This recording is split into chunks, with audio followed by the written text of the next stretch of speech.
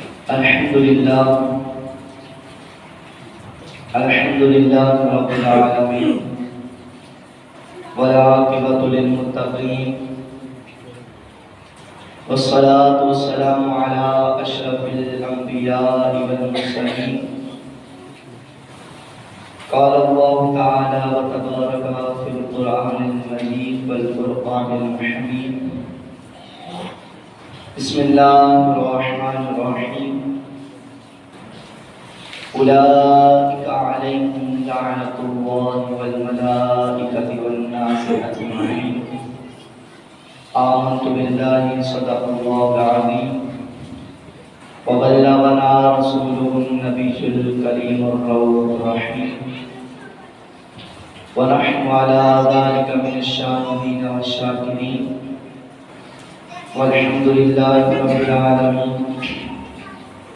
إن الله وملائكته يصلون على النبي يا أيها الذين آمنوا صلوا عليه وسلموا تسليما كما قال الله الصلاة والسلام على سيدنا رسول الله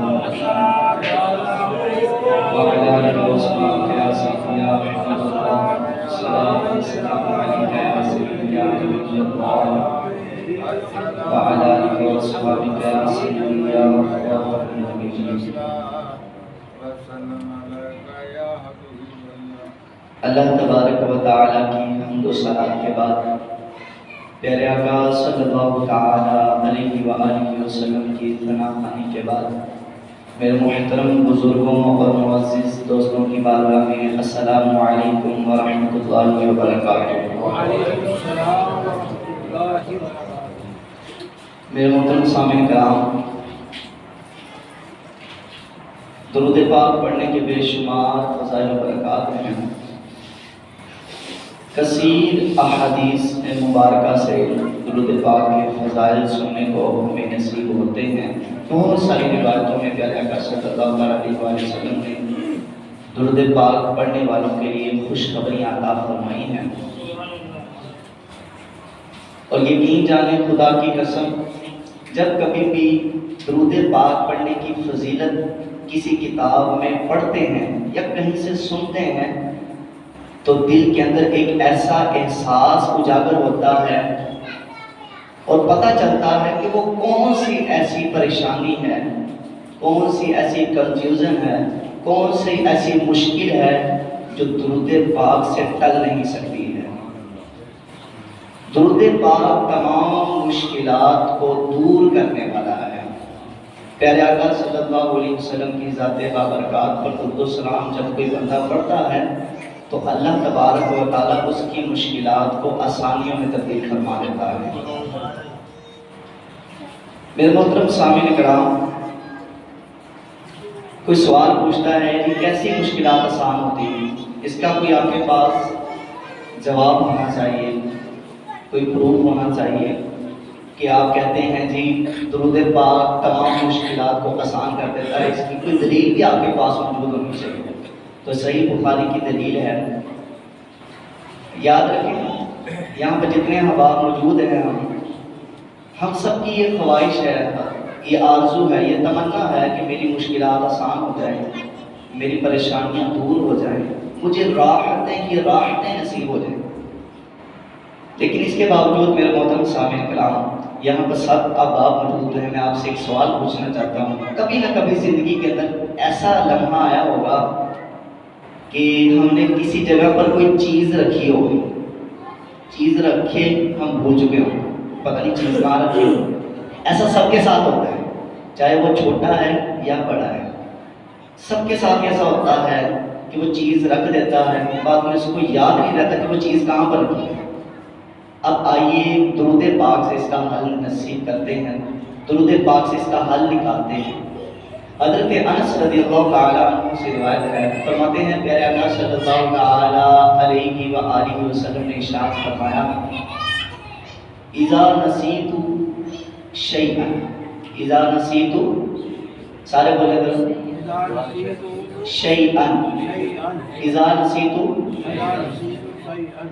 فرمایا تم میں سے کوئی شخص اگر کوئی چیز رکھ کر بھول جائے اور اس کو یاد نہ آئے کہ وہ چیز کہاں پر ہے، تو فرمایا صلو علیہ، تم میری ذات پر درود و سلام پڑھو، رب تمہیں وہ چیز یاد بھی دلا دے گا، وہ چیز تمہیں عطا بھی فرما دے گا۔ درود پاک پڑھنے کی وجہ سے وہ چیز تمہیں یاد بھی فرما دے گا اور تمہیں وہ چیز عطا بھی فرما دے گا۔ کتنا آسان فارمولہ عطا فرمایا گیا۔ گویا خدا کی قسم پتہ یہ چلتا ہے درود پاک کی فضیلتوں سے، درود پاک کے فضائل سے پتہ یہ چلتا ہے کہ ہر مصیبت کے تالے کو کھولنے کے لیے درود پاک کی چابی کا ہونا ضروری ہے۔ ہر مصیبت کے تالے کو کھولنے کے لیے درود پاک کی چابی کا ہونا ضروری ہے۔ تو جس کی زندگی میں یہ درود کی چابی آ گئی وہ انشاءاللہ تعالی جنت کے 8 دروازے کھول کے جنت میں بھی داخل ہو جائے گا۔ جس کے پاس یہ چابی آ گئی تو یہ خوش نصیبوں کو چابی دی جاتی ہے۔ تو میرے محترم سامعین کرام، لیکن ہمارے معاشرے کے اندر اتنے درود و سلام کے فضائل سننے کے باوجود، اتنی مصیبتوں کا حل جاننے کے بھی باوجود، کئی افراد ایسے ہیں جو ساری رات موبائل پر گفتگو کرتے رہتے ہیں، سارا دن چوک میں کھڑے ہو کر بات چیت کرتے رہتے ہیں، لیکن اتنا وقت ان کے پاس نہیں ہوتا کہ کچھ وقت نکال کر اپنے محبوب کی ذات پر درود و سلام پڑھیں۔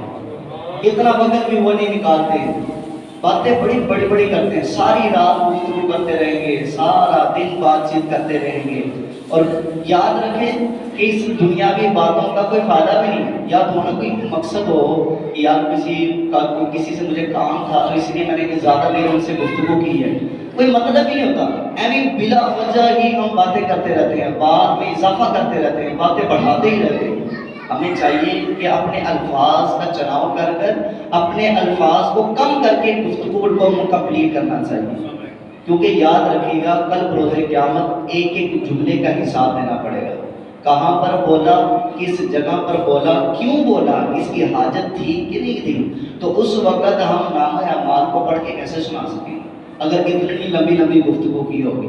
میرے محترم سامعین کرام، اب یہاں پر ان بندوں کے لیے نصیحت ہے جو لمبی باتیں فون پر کر سکتے ہیں، چوک میں کھڑے ہو کر لمبی گفتگو کر سکتے ہیں، بات چیت کر سکتے ہیں، لیکن پیارے آقا صلی اللہ علیہ وسلم کی ذات پر درود و سلام نہیں پڑھ سکتے۔ اس سے بڑا بدبخت بندہ اور کون ہو سکتا ہے؟ اس سے بڑا بندہ ناکام ہو کون بن سکتا ہے؟ کون ہو سکتا ہے ایسا؟ میرے محترم سامعین کرام، اب یہاں پر آپ ذرا غور کیجیے گا، اب اللہ کا ذکر کرنے اور اللہ کے محبوب کا ذکر کرنے کا فائدہ کیا ہوگا؟ حدیث پاک میں فرمایا گیا جو بندہ ایک دفعہ سبحان اللہ کہتا ہے، اللہ تبارک و تعالی جنت میں اس کے نام کا درخت پیدا فرما دیتا ہے۔ سارے بلند آواز سے کہیں سبحان اللہ۔ فرمایا جو ایک دفعہ الحمدللہ کہتا ہے جنت میں اس کے نام کا بھی درخت لگا دیا جاتا ہے، کہیں الحمدللہ۔ فرمایا حدیث پاک میں فرمایا گا پیارے آقا صلی اللہ علیہ وسلم نے ارشاد فرمایا جو بندہ دنیا میں رہتے ہوئے اللہ اکبر ایک مرتبہ کہتا ہے، اللہ تبارک و تعالی جنت میں اس کے نام کا کھجور کا درخت لگا دیتا ہے، کہے اللہ اکبر۔ کتنا وقت لگا؟ چند سیکنڈ کیا انعام ملا؟ جنت میں درخت لگنے کا تحفہ ملا، جنت میں درخت لگوا دیا۔ اب مجھے بتائیں ساری رات بندہ گفتگو کرتا رہے، ساری رات بندہ موبائل فون پہ لگا رہے، سارا دن جو ہے وہ 200 یاروں کے ساتھ گپے لگاتا رہے، گڑ گڑا کر ہنستا رہے اور پھر وہ زاروں کتار باتیں کرے، تو میرے محترم سامعین کرام آپ مجھے بتائیں اس کا ساری رات بات کرنا، سارا دن بات کرنا، کیا جنت میں ایک بھی درخت لگوا سکتا ہے؟ سارے بولے نا نہیں لگوا سکتا۔ چلیے یہ بھی بات چھوڑ دیں، دنیا کی مثال ہے، دنیا کے اندر کتنے امیر و کبیر لوگ ہوتے ہیں، کتنے امیر و کبیر لوگ ہیں، ساری کائنات کے اندر جتنے امیر و کبیر ہیں سب کو اکٹھا کر لیا جائے، سب کی دولت کو اکٹھا کر لیا جائے، اربوں خربوں روپے اکٹھے کر لیے جائیں اور اللہ کو اللہ کی بارگاہ میں دیے جائیں اور کہا جائے یا اللہ پاک ان پیسوں کے بدلے میں جنت میں ایک درخت لگا دیں، کیا لگ سکتا ہے؟ نہیں لگے۔ اور بھائی پوری کائنات کے اندر جتنے کچھ ہے نا، یہ سارا کچھ بھی اگر بیچ دیں گے نا تو جنت میں ایک درخت نہیں لگ سکتا ہے. لیکن کتنا وہ خوش نصیب شخص ہے جو چند لمحوں کے لیے اپنے رب کا ذکر کرتا ہے، رب اس کے نام کے درخت جنت میں پیدا فرما دیتا ہے. یہاں پر علماء کرام بڑا ہی ایک اچھا سا نفیس سا نقصان ارشاد فرماتے ہیں کہ بندے نے جس جگہ پر پراپرٹی لی ہو نا، جگہ لی ہو، وہ کبھی نہ کبھی زندگی میں ایک دفعہ وہاں پر چکر ضرور لگاتا ہے، اس کو چیک کرنے کے لیے دیکھو صحیح میں نے جگہ لی ہے کیسی جگہ ہے. تو فرمایا کہ جب تم دنیا میں رہتے ہوئے اپنے رب کا ذکر کرو گے، جنت میں درخت لگتے رہیں گے لگتے رہیں گے لگتے رہیں گے، اور یہ درخت نہیں رہ جائیں گے بلکہ بار بار رب کا ذکر کرنے کی وجہ سے جنت میں یہ پورا باغ تیار ہو جائے گا. اور پھر کیا ہوگا؟ کل بروز قیامت اللہ تبارک و تعالیٰ کی بارگاہ میں یہ عرض کرے گا، یا مالک و مولا، ساری زندگی اللہ تیرا ذکر کرتا رہا ہوں، تو نے فرمایا تھا جو ایک مرتبہ سبحان اللہ، ایک مرتبہ الحمدللہ، ایک مرتبہ اللہ اکبر پڑھے گا اس کے لیے جنت میں ایک درخت لگا دیا. تو میں نے تو سینکڑوں مرتبہ پڑھ لیا، ہزاروں مرتبہ پڑھ لیا، میرے پتہ نہیں کتنے درخت لگے ہوں گے. تو اللہ تبارک و تعالیٰ کی رحمت کے ساتھ فرشتے کو اللہ تبارک و تعالیٰ حکم فرمائے کہ اس کا باغ دکھا دیا جائے، اس کو جنت میں اس کا باغ دکھا دیا جائے. جب اس کو باغ دکھا دیا جائے گا نا تو فرشتے کہیں چلو دیکھ لیا اپنا باغ، اب چلو واپس چھٹی. تو کیا کہنے لگے؟ اے فرشتوں، کیا تم نے میرے رب کا کلام نہیں سنا؟ میرے رب نے فرمایا ہے قسم ہے مجھے اپنی عزت و جلال کی، قسم ہے مجھے اپنی عزت و جلال کی کہ میں کل بروز قیامت جس کو ایک دفعہ جنت میں داخل کر دوں گا دوبارہ کبھی اس کو جنت سے نہیں نکالوں گا. تو اب میں کیسے باہر نکلوں؟ اب میں کیوں باہر جاؤں؟ تو جس کی پراپرٹی جنت میں بن رہی ہو وہ کتنا خوش نصیب نوجوان ہے، وہ کتنا خوش نصیب شخص ہوگا کہ جس نے اپنی پراپرٹی جنت میں بنائی ہوئی ہے. میرے محترم سامعین کرام، کیا خوب کسی نے کہا تھا، ایک یہ جہاں ایک وہ جہاں، ان دو جہاں کے درمیان فاصلہ ہے ایک سانس کا، جو چل رہی تو یہ جہاں، نہ چلے تو وہ جہاں. تو پھر ان سانسوں کی مالا میں موتی پرولو درود کے، ان سانسوں کی مالا میں موتی پرولو درود کے، پھر ہو یہ جہاں یا وہ جہاں، ساتھ ہو کے تاجدار دو جہاں. تو درود پاک سے محبت ہونی چاہیے ہماری نا، ذکر و اذکار سے محبت ہونی چاہیے. ہمارے بزرگان دین کا عمل کیسا تھا؟ ایک بزرگ رحمۃ اللہ تعالیٰ کے بارے میں نے پڑھا کہ وہ نا ایک راستے سے گزر کے گئے، جیسے ہی اس راستے سے گزرے نا تو واپس یو ٹرن لیا انہوں نے، واپس آ کے پھر اسی راستے سے گزر گئے. تو جو ادھر لوگ کھڑے ہوئے تھے کہنے لگے حضرت یہ کیا معاملہ ہے، آپ ابھی تو یہاں سے گزر کے گئے ہیں، دوبارہ پلٹ کے آئے، پھر یہاں سے گزر کے چلے گئے، کیا اس میں حکمت ہے؟ میں نے کہا دراصل بات کچھ یوں ہے، میں اس راستے سے گزر تو گیا تھا لیکن اس راستے میں جاتے ہوئے میں نے رب کا ذکر نہیں کیا تھا، رب کا ذکر نہیں کیا تھا. گویا وہ کہہ رہے تھے کہ میری یہ تمنا ہے، میری یہ آرزو ہے، میری یہ خواہش ہے کہ میں زمین کے جس حصے پر بھی قدم رکھوں تو میں رب کا ذکر کروں تاکہ یہ زمین کا ذرہ ذرہ میرے ذکر الہی کا گواہ بن جائے، اور کل بروز قیامت اللہ کی بارگاہ میں یہ گواہی دے کہ مالک یہ دنیا میں رہتے ہوئے تیرا ذکر کیا کرتا تھا. اللہ تبارک و تعالیٰ اس کی سفارش کو قبول فرما کر میرے گناہوں کو معاف فرما کے مجھے جنت میں داخل فرما. تو ہمیں بھی چاہیے کہ ہم زمین کے جس گوشے میں اگر چلتے ہیں، زمین کے جس حصے پر چلتے ہیں تو چلتے پھرتے پیارے آقا صلی اللہ علیہ وسلم کی ذات بابرکات پر درود و سلام پڑھے، اللہ تبارک و تعالیٰ کا ذکر کریں. لیکن افسوس کے ساتھ آج کل ہمارے معاشرے میں کیا ہو رہا ہے، ہمارے بزرگان دین کی تو یہ سوچ ہے کہ کوئی بھی زمین کا ایسا حصہ نہیں بچنا چاہیے کہ جس پہ ہم رب کا ذکر نہ کریں. لیکن ہمارے آج کل کے نوجوان، ہمارے آج کل کا انسان، آج کل کے مرد احباب کیا کرتے ہیں؟ کہتے ہیں جی کہ کوئی بھی گلی ایسی نہیں بچنی چاہیے جو میرے گناہوں سے خالی رہ جائے، جو میرے گناہوں سے خالی رہ جائے. کیا مطلب؟ اب دیکھیں نا، گاڑیوں والے جب گاڑی چلاتے ہیں کیا کرتے ہیں؟ میوزک چلا دیتے ہیں، اتنی اونچی آواز میں میوزک چلاتے ہیں، خدا کی قسم ان کی میوزک کی وجہ سے، ان کے گانے بازوں کی آواز کی وجہ سے جس شخص کے کان میں وہ آواز ڈلتی ہے اس شخص نے اگر اس کو سن لیا تو اس کو گناہ ملے گا، اور جس کی وجہ سے یہ گناہ پھیل رہا ہے نا اس کے نامہ اعمال میں بھی اس کا گناہ ڈالا جائے گا. اس کا مطلب کہ جب ہم گلی سے گزرتے ہیں آج کل تو وہ گاڑیاں تو دور کی بات ہے، آج کل لوگوں نے موٹر سائیکلوں کے اوپر ٹیپ ریکارڈر لگایا ہوا ہے، اس کے اوپر میوزک لگا ہوا ہے، میوزک اس کے اوپر چلایا ہوا ہے، جس گلی سے گزرے میوزک چل رہا ہے، جتنے لوگ میوزک سن رہے ہیں ان سب کا گناہ بھی اس کو چلانے والے کو مل رہا ہے۔ آج کل ہم نہیں دیکھ رہے معاشرے کے اندر، آج ہمارے کیا ہے، واٹس ایپ پہ لگاتے ہیں، مائی اسٹیٹس پہ گانے باجے لگا دیتے ہیں، بے حیائی کے مناظر لگا دیتے ہیں، کسی عورت کی تصویر لگا دیتے ہیں۔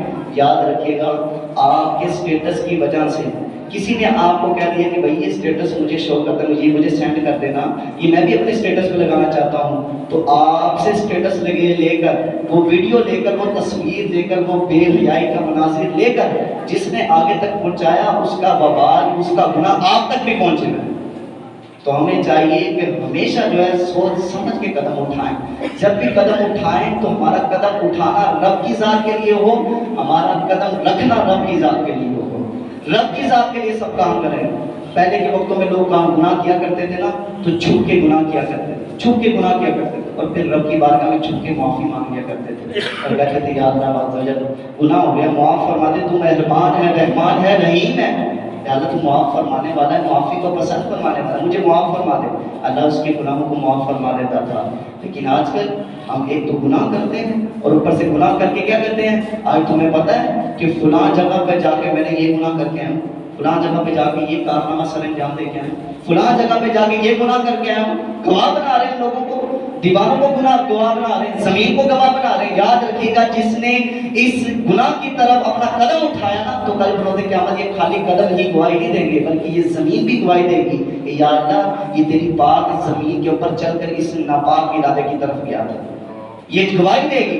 کیا حساب دیں گے اس وقت ہم، کیا جواب ہوگا ہمارے پاس؟ لیکن میرے محترم سامعین کرام، ہم نہیں اس بات کے بارے میں اس بارے میں سوچتے ہیں، ہم اس خیالات میں سوچتے ہی نہیں ہیں۔ یاد رکھیں، اللہ تبارک و تعالیٰ نے یہ دل ہمیں دیا ہے تو اپنی یاد کے لیے دیا ہوا ہے، یہ زبان دی ہے تو مصطفیٰ کے ترانے، مصطفیٰ کی شانیں بیان کرنے کے لیے دی ہوئی ہے۔ اللہ نے یہ نگاہیں دی ہیں تو مصطفیٰ کا مکھڑا دیکھنے کے لیے دی ہوئی ہے نا۔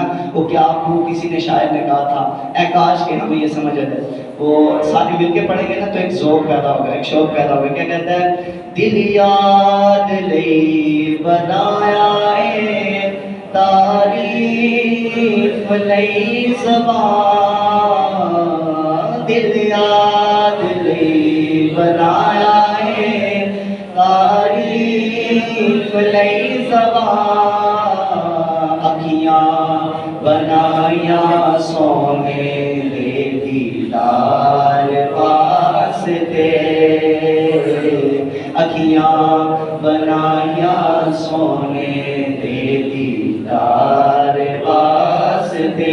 اللہ تبارک و تعالیٰ نے یہ دل عطا فرمایا ہے، اور اس کا مطلب یہ نہیں کہ اس دل میں برائیاں بھر کے رکھ لو، اس دل کو ناپاک کر لو، بلکہ فرمایا الا بذکر اللہ تطمئن القلوب، تمہیں زندگی میں چین نہ آئے، تمہیں سکون نہ آئے، تمہیں راحت نہ آئے تو اللہ کا ذکر کیا کرو، اللہ تمہیں اپنے ذکر کی بدولت راحت اور سکون کی اطمینان عطا فرما دے۔ یہ اللہ تبارک و تعالیٰ نے ارشاد فرمایا، اللہ تبارک و تعالیٰ نے ارشاد فرمایا یہ تمہیں زبان دی ہے، یہ ایسے ہی زبان تمہیں دے دی کہ تم اس سے گالیاں بکو، اس سے تم غیبت کرو، اس سے تم چگلیاں کرو، اس سے تم جھوٹ بولو، بلکہ یہ زبان اس لیے دی ہے کہ تم مرتے دم تک میرے مصطفیٰ کے چرچے عام کرتے چلے جاؤ، میرے محبوب صلی اللہ علیہ وسلم کے نغمے گاتے چلے جاؤ۔ اور یہ آنکھیں تمہیں اس لیے نہیں دی کہ ان آنکھوں کے ذریعے بد نگاہی کرو، ان آنکھوں کے ذریعے بے حیائی والے منظر دیکھو، ان آنکھوں کے ذریعے تم فلمیں ڈرامے دیکھو، بلکہ فرمایا یہ آنکھیں تمہیں اس لیے دی ہیں کہ تم ان آنکھوں کے ساتھ اپنے محبوب پر نازل ہونے والی کتاب قرآن پاک کی تلاوت کرو۔ یہ آنکھیں تمہیں اس لیے دی ہیں کہ تم رب کا گھر خانہ کعبہ کی زیارت کرو، یہ آنکھیں تمہیں اس لیے دی ہیں مصطفیٰ کا روضہ مدینہ منورہ دیکھو، اور یہ آنکھیں تمہیں اس لیے دی ہیں کہ مصطفیٰ کا پیارا پیارا بدوحا والا چہرہ دیکھو۔ ارے انہیں نہ دیکھا تو کس کام کی ہے یہ آنکھیں کہ دیکھنے کی ہے ساری بہار آنکھوں میں، کہ دیکھنے کی ہے ساری بہار آنکھوں میں۔ تو میرے محترم سامعین کرام، اللہ تبارک و تعالیٰ نے یہ ہمیں آزاد دیے ہے، اس کا بھی کوئی سبب ہے، اس کا بھی کوئی مطلب سبب ہے, یہ دینے کا کوئی راز ہے. اللہ تبارک و تعالیٰ نے یہ دے کر یہ نہیں فرمایا کہ ان کو گناہوں میں ملوث کر دو, ان کو گناہوں میں ملوث کر دو, گناہوں کے اندر ان کو شمار کر دو. نہ, فرمایا کہ تم نے زبان کو چلانا ہے تو سنبھال کے چلانا ہے. تم نے اپنے دل کو بہکانا نہیں دے, بہکنے نہیں دینا. تم نے اس دل کے اندر اپنے رب کی اور اپنے محبوب کی یاد کو سمانا ہے. اور جب آنکھیں تمہاری آنکھوں کی بات آ جائے نا, تو ان آنکھوں کے ذریعے بے حیائی کے مناظر نہیں دیکھنے, بلکہ مصطفیٰ کے صحابہ کے چہرے دیکھنے ہیں. مصطفیٰ نے جس طرح کے عمل کیے ہیں, ان کے عملوں کو دیکھ کر پیارے آقا صلی اللہ علیہ وسلم کی سنتوں پر عمل کرنے کی کوشش کرنی ہے.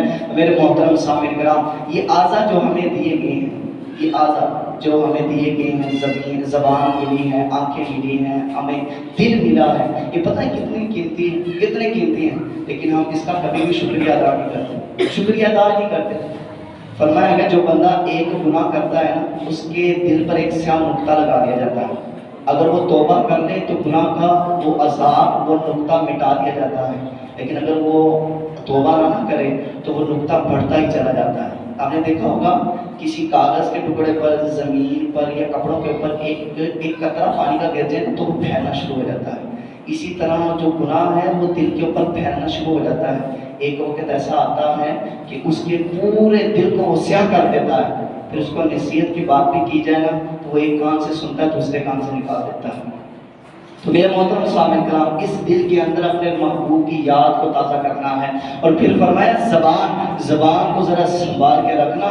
زبان کی جو لغزش ہے نا, زبان کی جو خطائیں ہیں, یہ پورے جسم کو تباہ و برباد کر دیتی ہے. آپ کو پتہ ہے جب صبح کا سویرا طلوع ہوتا ہے, صبح کا سورج طلوع ہوتا ہے, تو اس وقت سارے جسم کے اعضاء کس سے مخاطب ہوتے ہیں؟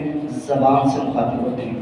زبان سے مخاطب ہو کے پتہ کیا کہتے ہیں؟ کہتے ہیں زبان سن لے, اے زبان سن لے, آج کے دن اگر تو سیدھی رہی نا تو ہم سب بھی سیدھے رہیں گے. اگر تو آج کے دن ٹیڑھی ہو گئی نا تو ہم خود بخود ٹیڑھی ہو جائیں گے. یہ زبان ہی ہے جس کے ذریعے بندہ جھوٹ بولتا ہے. یہ زبان ہی ہے جس کے ذریعے بندہ غیبت کرتا ہے. یہ زبان ہی ہے جس کے ذریعے بندہ لوگوں کی دل آزاریاں کرتا ہے. کیا کچھ نہیں کرتا اس زبان کے ذریعے. میرے محترم سامعین کرام, اس زبان کی آفت سے ہم نے اپنے آپ کو بچانا ہے.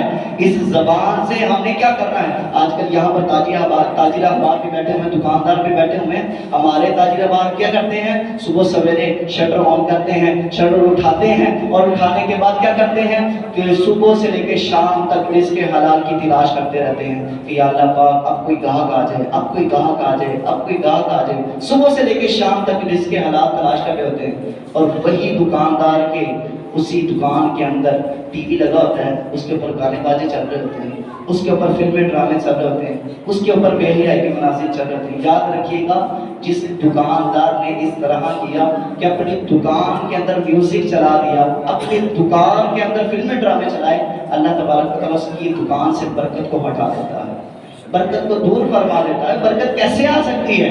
رب کی نافرمانی میں برکت کس کو مل سکتی ہے؟ تم نے اگر ٹی وی کو دیکھنا ہی ہے, انٹرنیٹ استعمال کرنا ہے نا, تو پھر اللہ کے محبوب کی باتیں سنو نا, حضور جانا کے نغمے سنو نا, نعتیں سنو, اللہ کی حمد سنو نا, اللہ تبارک و تعالیٰ کا نازل کیا ہوا قرآن کی تلاوت سنو نا. جب تم یہ سنو گے, اللہ تبارک و تعالیٰ تمہاری دکان میں خیر و برکت بھی عطا فرمائے گا, تمہارے رزق حلال میں بس یہ برکتیں بھی عطا فرما دے گا. لیکن شرط یہ ہے کہ اللہ کی یاد میں, الا بذکر اللہ تطمئن القلوب. آج ہم کیا کر رہے ہیں؟ زبان کی آفت سے محفوظ نہیں ہیں, زبان کی آفت سے بچ نہیں رہے, اور نہ ہی بچنے کی کوشش کر رہے ہیں. جس کو دیکھو وہ اس زبان پر شکوے لاتا ہی چلا جا رہا ہے, جس کو دیکھو وہ زبان سے جھوٹ بولتا ہی چلا جا رہا ہے. جھوٹے پر پتہ کس طرح کی لعنتیں برستی ہیں. اللہ تبارک و تعالیٰ نے قرآن پاک میں ارشاد فرمایا اولئک علیہم لعنۃ اللہ والملائکۃ والناس اجمعین. اللہ تبارک و تعالیٰ نے ارشاد فرمایا جھوٹوں پر اللہ کی بھی لعنت ہے, اللہ کے فرشتوں کی بھی لعنت ہے, اللہ تبارک و تعالیٰ کی ساری مخلوق کی بھی اس شخص کے اوپر لعنت ہے, اس شخص کے اوپر لعنت ہے. اور فرمایا جس بندے کے اوپر اتنی لعنتیں برسے نا, کل بروز قیامت, آج بڑا ہم اپنا چہرہ سوار کے رکھتے ہیں, دھو کے رکھتے ہیں کہ یار میرا کو چہرہ نا, میرا چہرہ ہو جائے, میرا چہرہ جو ہے صاف ستھرا رہے.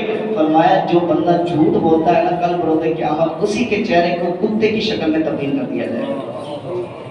جھوٹے کے اوپر ایسا عذاب نازل کیا جاتا ہے. اور جھوٹ کا وبال پتہ ہے کیسا ہے؟ قرآن پاک کی تفسیر کے اندر حضرت عیسیٰ علیہ السلام کے پاس کچھ بچے آ کر بیٹھا کرتے تھے، تو آپ علیہ السلام غیب کی خبریں دینے والے، آپ بچوں کو کہا کرتے تھے کہ بیٹا آج تو میرے پاس آئے ہو نا، تم جب گھر جاؤ گے نا تمہارے گھر والوں نے فلاں چیز تیار کی ہے، آدھی انہوں نے کھا لی، آدھی تمہارے لیے بچا کے رکھی ہوئی ہے، تم جا کے ان سے لے لینا۔ اب کیا ہوا کہ بچے گھر جاتے ہیں اور جا کر امی ابو سے کہتے جی فلاں چیز آپ نے ہمارے لیے رکھی ہے وہ لیتے ہیں، وہ ہمارے لیے رکھی ہوئی ہے، تو گھر والے بھی پریشان، ان کو بتایا کس نے؟ ابھی تو ہم نے تیار کی ہے، خود کھائیے، ان کو کس نے بتا دیا؟ تو بچوں سے جب پوچھتے ہیں تو بچے بتاتے ہیں کہ حضرت عیسیٰ علیہ السلام ہمیں بتاتے ہیں کہ تمہارے لیے یہ چیزیں تیار کی ہیں۔ اب لوگوں نے کیا کیا؟ ان سارے بچوں کو نا ایک کمرے کے اندر بند کر دیا، ایک کمرے کے اندر بند کر دیا۔ حضرت عیسیٰ علیہ السلام بڑے پریشان کہ بچے نہیں آ رہے، بڑی محبت تھی آپ کو بچوں کے ساتھ، آپ بچوں کو تلاش کرتے کرتے جب ان کے پاس بستی والوں کے پاس پہنچے نا تو پوچھا بچے کہاں ہیں؟ کہا کہ بچے تو نہیں ہمارے پاس ہیں۔ تو آپ نے کمرے کی طرف اشارہ کیا کہ نبی تو سب جانتا ہے نا، نبی کو تو پتہ ہوتا ہے اللہ کے دیے سے اللہ تبارک و تعالیٰ نے یہ طاقت عطا فرمائی ہوتی ہے۔ نبی نے کہا کہ یہ کمرے کے اندر کون ہے؟ تو سارے کہنے لگے یہ اس کے اندر بچے نہیں، یہ سور ہے، اس کے اندر کیا ہے؟ سور کیا ہے؟ اب کئی لوگوں کو نا یہاں پر یہ سور کا لفظ بولتے ہوئے نا بڑی کھینچی آ رہی ہے، وہ بڑی پریشانی سی آ رہی ہے، اوہ علامہ صاحب نے کیا کر دیا، سور کا لفظ بول دیا، اوہ 40 دن تک زبان پلید ہو گئی۔ اور اللہ کے بندے کیا کرتے ہو تم؟ سور کو عربی میں کہتے ہیں خنزیر، اور خنزیر کا لفظ قرآن پاک میں آیا ہے، قرآن پاک کی تعظیم کے لیے ایک لفظ بھی پڑھا جائے تو 10 نیکیاں ملتی ہیں، تو یہ کیسے گناہ ہو سکتا ہے؟ ارے سور کا لفظ بولنے پر تم کہتے ہو 40 دن تک زبان ناپاک ہوتی ہے، تو کیا گالی دینے سے 40 دن تک زبان پاک ہو جاتی ہے؟ کیا غیبت کرنے سے 40 دن تک زبان پاک ہو جاتی ہے؟ کیا کسی کی دل آزاری کرنے سے 40 دن تک زبان پاک ہو جاتی ہے؟ اس کے بارے میں ہم کیوں نہیں سوچتے؟ یہ بڑا ہم نے سوچ لیا یار خنزیر کا نام لے لیا، سور کا نام لے لیا، تمہاری زبان پلید ہوگی، زبان ناپاک ہوگی، اب ہم اللہ کا ذکر نہیں کر سکتے۔ افسوس ہے ہم نے کچھ سیکھنا نہیں ہوتا۔ اب دیکھیں انہوں نے کہا کہ اس میں تو سور ہے، اس کمرے کے اندر تو سور ہے، آپ نے فرمایا ایسا ہی ہوگا، یہ کہا تو وہاں سے چلے گی، وہاں سے چلے گی۔ اب نبی علیہ السلام کی زبان سے جملہ نکلے اور پورا نہ ہو، یہ کیسے ممکن ہو سکتا ہے؟ جیسے ہی دروازہ کھلا سارے کے سارے بچے سور بن چکے، سارے کے سارے بچے کی زبان سور بن چکے۔ یہ ہے جھوٹ کا وبال، جھوٹوں پر اللہ کی لعنت ہوتی ہے۔ جھوٹا دنیا کے اندر بھی عزت سے پامال ہو جاتا ہے، عزت ختم کروا بیٹھتا ہے اور لوگوں میں اپنا وقار ختم کر بیٹھتا ہے، اور کل روز قیامت میں اس کے اوپر لعنتیں برسنی ہوں گی، اس کے منہ پر چہرے پر لکھا ہوگا کہ یہ جھوٹا ہے، اس کا چہرہ جو ہے کتے کی شکل میں تبدیل کر دیا جائے گا۔ تو میرے محترم سامنے کہ یہ باطنی امراض ہیں، باطنی اندرونی امراض ہیں، اور فرمایا جو بندہ ایک دفعہ جھوٹ بولتا ہے، صرف ایک دفعہ جھوٹ بولتا ہے، اللہ تبارک و تعالیٰ کے نورانی فرشتے اس کے منہ سے جو جھوٹ بولا ہوتا ہے نا اس سے ایسی بدبو نکلتی ہے کہ اس کی بدبو کی وجہ سے 1 میل دور تک چلے جاتے ہیں۔ اور فرمایا کہ اگر اس کی بدبو کو دنیا کے اوپر ظاہر کر دیا جائے نا، انسان تو انسان اس کی بدبو کو سونگھ کر جو جانور ہے وہ بھی خراب ہو جائے، اتنی گندی بدبو نکلتی ہے جب بندہ جھوٹ بولتا ہے۔ یہ اتنا گندا عمل ہے، اتنا برا عمل ہے، باطنی بیماریاں جو لوگوں نے بنائی ہوئی ہیں، لوگوں نے من گڑت کہانیاں بنائی ہوئی ہیں۔ میرے محترم سامعین، یہ غیبت کرنا، یہ جھوٹ بولنا، چغلی کرنا، وعدہ خلافی کرنا، دل آزاریاں کرنا، یہ کوئی نیک کام نہیں ہے، یہ برے کام ہیں۔ اور یاد رکھیں جو آج کل لوگ غلط کرتے ہیں، بلا جھجک کی غیبتیں کر رہے ہوتے ہیں، مسجد میں بیٹھ کے غیبتیں کر رہے ہوتے ہیں، مسجد میں بیٹھ کے غیبتیں کر رہے ہوتے ہیں۔ یاد رکھیں فرمایا گیا کہ جو بندہ زنا کرتا ہے، کیا کرتا ہے؟ زنا، ایک مرتبہ زنا کرتا ہے، کل روز قیامت اس کو آگ کی زنجیر اس کے شرمگاہ کے اوپر ڈال کر اس کو الٹا جہنم میں لٹکا دیا جائے گا۔ یہ زانی کی سزا ہے۔ اور فرمایا غیبت کرنے والے کو زانی سے بھی زیادہ سخت سخت عذاب دیا جائے گا۔ غیبت کرنے والے، ایک مرتبہ جس نے غیبت کی، اور جس نے ایک مرتبہ غیبت کی نا، ایک مرتبہ غیبت کی، کل روز قیامت اس کو سور کی شکل میں اٹھایا جائے گا۔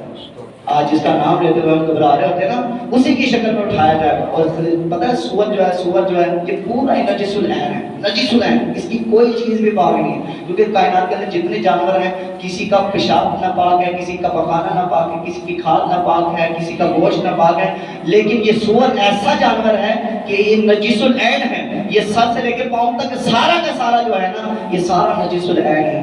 فرمایا اتنا نجاست والا تو وہ خنزیر بھی نہیں ہے جتنا نجاست والا وہ نوجوان ہے کہ جو کسی غیر محرم عورت کے ساتھ ایک مرتبہ ہاتھ ملاتا ہے، ایک مرتبہ کسی غیر محرم کے ساتھ ہاتھ ملاتا ہے نا، وہ اتنا نجیس العین ہو جاتا ہے۔ تو میرے محترم سامنے کرام یہ غیبت جو کرتے ہیں لوگ یہ کیا سمجھتے ہیں یہ بس ان کو کوئی عذاب نہیں ہونا, ان کو کوئی پوچھ تاچھ نہیں ہونی. آج معاذ اللہ ایک دوسرے کی غیبتیں ہم کر رہے ہیں, چگلیاں کر رہے ہیں. پہلے تو سن لیں کہ غیبت کیا چیز ہوتی ہے. غیبت اس چیز کو کہتے ہیں کہ اگر کسی بندے کے اندر کوئی عیب ہے, مثال کے اندر میرے اندر کوئی عیب ہے اور میرا عیب کوئی بندہ تیسرے بندے کو بتائے گا میری غیر موجودگی میں, تو اس کو غیبت کہا جاتا ہے. اس کو غیبت کہا جاتا ہے. میں اکثر بات یہ مثال دیتا ہوں, بھائی میری طبیعت خراب ہے, مجھے دوائی دینے کی بجائے, مجھے میڈیسن دینے کی بجائے میرے ساتھ والے کو میڈیسن دے دیں گے, آرام مجھے کیسے آئے گا؟ مجھے کیسے آئے گا؟ میرے اندر خامی تمہیں نظر آئی نا, تمہیں مجھے بتاؤ نا, تم لوگوں کو بتا کر عذاب کے حقدار کیوں بن رہے ہو؟ آج معاذ اللہ لوگوں کی بات کرنا تو دور کی بات ہے, یہاں پر امام مسجد کی غیبتیں کی جاتی ہیں, امام مسجد کی غیبتیں کی جاتی ہیں. اور یاد رکھیے گا فرمایا ہے جس نے کسی امام مسجد کی غیبت کی تو اس کے بیچ 40 سال نمازیں پڑھی ہوں گی نا, ساری کی ساری 40 سال کی نمازیں برباد ہو گئی, 40 سال کی نمازیں برباد ہو گئی. میں آپ کو ایک چیز دکھانا چاہتا ہوں, یہ کیا ہے؟ یہ کلوروں کا فیکٹری ہے, شعبہ ہے. سارے دیکھ رہے ہیں نہیں دیکھ رہے ہیں سارے, میکسیمم کتنی ہوں گی؟ ایک پاؤ ہوں گی نا, سارے بولے ذرا, سب کو پتہ ہے پاؤ ہوگا. آپ کو پتہ ہے ماشاءاللہ ہمارے کو حاجی غفور صاحب ہر روز عصر کی نماز کے بعد اپنی زوجہ کے سال ثواب کے لیے کھجوروں کا لنگر تقسیم کرتے ہیں, ایسے ہی ہے نا. تو دوسرے یا تیسرے رمضان کی بات ہے, صدیق بھائی یہ لنگر تقسیم کر رہے تھے تو میرے تک لنگر نہیں پہنچا. خدا کی قسم میں نے ان کو جا کے کہا کہ مجھے لنگر نہیں آنے دیا. میں بھائی السلام علیہ سوال اللہ میں وہاں بیٹھا ہوا تھا. صدیق بھائی مجھے بلایا کہ قاری صاحب معذرت آپ تک لنگر نہیں پہنچا ہے, لہٰذا آپ بچے کو بھیجے ذرا تو میں ذرا آپ کا لنگر پہنچا دوں. اب میں تو ادھر مسجد میں آ گیا عصر کی نماز کے بعد, انہوں نے بچے کے ہاتھ ہی شوپر بھیجا. بچہ جیسے ادھر لے کر آیا, میرے ساتھ دوست آپ بیٹھے ہوئے تھے, 2 بزرگ بھی بیٹھے ہوئے تھے. میں نام نہیں لوں گا لیکن ان کو خود کو غیرت آنی چاہیے کہ انہوں نے کیا کام کیا ہے, اپنے امام مسجد کے بارے میں کیا کیا ہے. اب دیکھیے ذرا, کہتے ہیں جی کیا کہتے ہیں, کسی دوسرے کو بتا رہے ہیں, مجھے نہیں بتایا, کسی دوسرے کو بتا رہے ہیں جی قاری صاحب کو کلو کھجوروں کا پیکٹ آیا, کلو کھجوروں کا پیکٹ آیا تو قاری صاحب نے اتنے بھیج چھٹے, قاری صاحب نے اتنے بھیج چھٹے. یہ دیکھیں ذرا, یہ امام مسجد کو کہہ رہے ہیں, امام مسجد کو کہہ رہے ہیں. اور پھر کیا کہہ رہے ہیں, کہتے ہیں 1 کلو اوپر بھیج دیا. اب ایک کو نہیں بتایا, اس نے ایک کو نہیں بتایا. لعنت ہے یار ایسی گندی سوچ رکھنے والے پر. ایک کو نہیں, 2 کو, 3 کو, 4 کو, 5 کو, پتہ نہیں جانے کتنوں کو پہنچایا. اور حتیٰ کہ بات پہنچی کس کے پاس, صدیق کی بھائی کے پاس. پھر پہنچ گئی, چلتے چلاتے صدیق بھائی کے پاس پھر پہنچی بات ہوئی. اگلے دن میں جب گیا تو میں صدیق بھائی پوچھا, صدیق بھائی کہتے ہیں قاری صاحب آپ کی ایک شکایت ہوئی ہے. میں نے کیا شکایت کی ہے, ہم تو شریف سے بنتے ہیں, ہم نے کس کو کیا شکایت کا موقع ہے. تو کہتے ہیں جی دراصل وہ کل جی مجھے کوئی بندہ بتا رہا تھا کہ جی 1 کلو کھجوریں آئی ہیں تو ساری کی ساری آپ نے رکھ لی. خیر بھائی اللہ نے آپ کو بھی عقل دی ہے, جس نے آپ کو بتایا اس کو بھی عقل دی ہے. اگر تو یہ 1 کلو کھجوریں ہیں تو پھر ہمارا پاکستان اتنا بے ایمان ہو گیا, اتنا بے ایمان ہو گیا یار ہمارا پاکستان کہ 1 کلو کھجوروں میں یہ دانے دیے جاتے ہیں. میرے محترم سامنے کا اب یہاں پر غور کریں. اور اس کے بعد ہی ابھی پرسوں کی بات ہے, میرے شگرد میں ادھر بچے پڑھتے ہیں تو ایک ادھر دودھ دینے والی دکان ہے, وہاں پر ایک نوجوان, ایک لڑکا ابھی سن رہا ہوگا مجھے, تو کہتا ہے تاڑے کاری نے سب کچھ کھا لیا, تاڑا کاری بڑا کھانا ہے, تاڑا کاری نا بہت مال حاصل کرتا ہے. میں آپ سے پوچھنا چاہتا ہوں, آپ لوگ اپنے بچوں کو حافظ قرآن کیوں نہیں بناتے؟ آپ لوگ اپنے بچوں کو عالم دین کیوں نہیں بناتے؟ جب آپ کو پتا ہے کہ مولوی سب کچھ کھا جاتا ہے, مولوی سب کچھ کھا جاتا ہے, تو پھر کیوں نہیں اپنے بچوں کو کھلاتے؟ بچوں کے لیے کیوں کمانے کے لیے خود جاتے ہو؟ بچوں کو مولوی بناؤ نا, بچوں کو مولوی بناؤ, بچوں کو حافظ قرآن بناؤ. ان کو تو تم حافظ قرآن بناتے نہیں. جب اس طرح کی بات کی جائے, جب کسی سے بات کی جائے نا کہ بچے کو اپنے حافظ قرآن بناؤ, اپنے بچے کو عالم دین بناؤ, آگے سے بڑا کیا کہتے ہیں, او بھائی مولویوں کا کوئی فیوچر نہیں ہے. تو جب مولوی کا فیوچر ہی کچھ نہیں تم مانتے تو پھر یہ کیوں کہتے ہو کہ مولوی سب کچھ کھا گئے؟ یا تو پھر اپنا جملہ بدلو یا تو اپنی سوچ بدلو.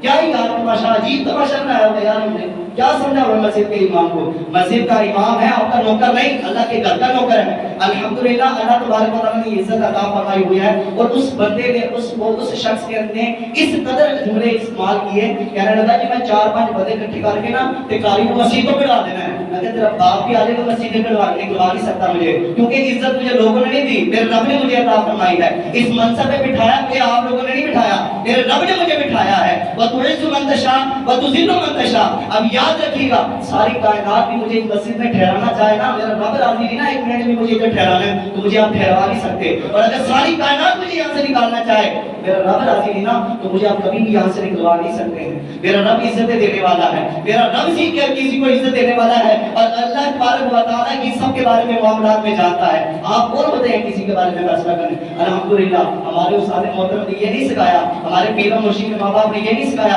کہ بیٹا کوئی تمہاری غیبت کرے، کوئی تم سے ناراضگی کرے تو تم بھی اس کے ساتھ ناراض ہو جانا۔ الحمدللہ ہمیں سینہ چوڑا عطا فرمایا، دل بڑا عطا فرمایا، ہم معافی کر کے معافی دے کر اس کو رب کی بارگاہ میں سے اجر عطا فرماتے ہیں، حاصل کرتے ہیں اللہ تبارک و تعالیٰ کی بارگاہ میں۔ میرے استاد محترم فرمایا کرتے تھے، آج بھی خدا کی قسم دعوت اسلامی کے میرے اوپر بڑے احسانات، میں جتنے احسان دعوت اسلامی کے گنوانا چاہوں گا میں گنوا نہیں سکتا، جتنا الحمدللہ دعوت اسلامی نے میرے اوپر احسان کیا ہے، لیکن اس کے باوجود بھی آج بھی اس مسجد کو چھوڑ کر جاؤں نا، مجھے نوکری کی کمی نہیں، الحمدللہ میرے استاد محترم نے مجھے بات سکھائی تھی، بیٹا جہاں پر بھی جانا ہے حق کا پیغام پھیلانا ہے، حق کی بات کرنی ہے، پھر چاہے تمہاری گردن ہی کیوں نہ اتر جائے، حق کی بات تمہیں کرنی ہے، حق کی بات کر کے تمہیں دین کو لے کے آگے چلنا ہے۔ اور جب تم مرے گا تو لوگ تیرے جنازے کو دیکھ کے یہ نہیں کہیں گے کوئی عام جا رہا ہے، بلکہ کہیں گے سرور کائنات کا دیوانہ جا رہا ہے، حضور کا عاشق جا رہا ہے۔ اور میرے استاد محترم آخری بات میرے استاد محترم فرمایا کرتے تھے،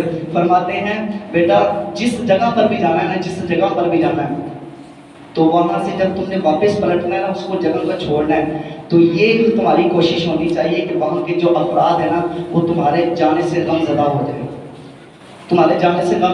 اور جس جگہ تم جا رہے ہو نا وہاں لوگ تمہارا استقبال کرنے کے لیے کھڑے ہو جائیں۔ الحمدللہ دعوت اسلامی نے اتنی عزتوں سے نوازا ہوا ہے۔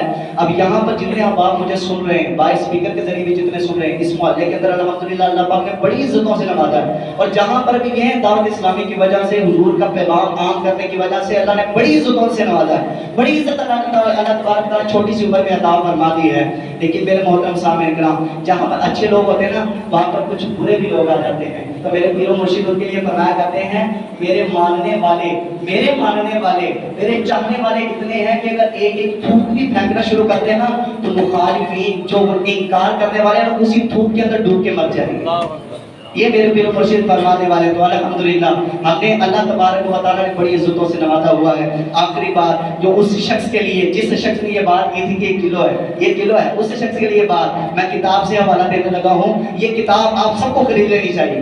باطنی بیماریوں کے امراض جو ہے نا یہ کتاب سب کو خریدنی چاہیے، اور اس کا مطالعہ بھی کرنا چاہیے تاکہ ہمیں پتہ چلے کہ بھائی اگر میری طبیعت خراب ہے، بخار ہے، مجھے میرے سر میں درد ہے، میرے پیٹ میں درد ہے، میرے جسم میں درد ہے، تو میں ڈاکٹر کے پاس جاتا ہوں اس کا علاج کروانے کے لیے۔ لیکن اگر میں جھوٹ بولتا ہوں، میں غیبت کرتا ہوں، میں بدشگونی کرتا ہوں، بد اخلاقی کام کوئی کرتا ہوں، تو اس کے لیے مجھے علماء کے پاس جانا پڑے گا، مجھے اس کے لیے رب کی بارگاہ میں جھکنا پڑے گا۔ اب یہ دیکھیں، اب امیر المومنین حضرت عائشہ صدیقہ رضی اللہ تعالیٰ عنہ فرماتے ہیں، پیارے آقا صلی اللہ علیہ وسلم نے ارشاد فرمایا، جس شخص نے کسی دوسرے مسلمان کی بدگمانی کی، بدگمانی یہی کہ بدگمانی تاری صاحب نے کلو کھجورا پڑھیاں نے پھر پڑھ کے اتنے پہ چڑھیاں نے کہا سب کچھ کھا بھو جانے نے، یہ بدگمانی ہوتی ہے۔ جس شخص نے یہ بدگمانی کی گویا ایسا ہے جیسے اس نے رب کی ذات کے ساتھ بدگمانی کی۔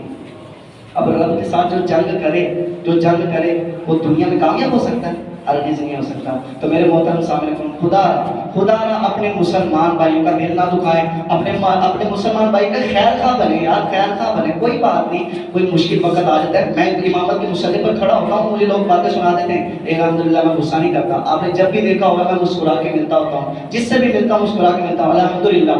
اللہ کے محبوب نے ارشاد فرمایا، تم اپنے معاشرے کے اندر 3 باتیں رائج کر لو، تمہیں عزت کی کمی نہیں رہے گی۔ نمبر 1، جو تم سے رشتہ توڑے تم اس سے رشتہ جوڑنا شروع کر دو، جو تمہیں محروم کرے تم اس کو عطا کرنا شروع کر دو، اور نمبر 3 پر ارشاد فرمایا، جو تم پر ظلم کرے تم اس کو معاف کر دو، اللہ تبارک و تعالیٰ تمہیں معاشرے میں عزتیں عطا فرمائے گا۔ دعا ہے اللہ تبارک و تعالیٰ مجھے اور آپ سب کو عمل کی توفیق عطا فرمائے، اور آخر دعوانا ان الحمد للہ رب العالمین۔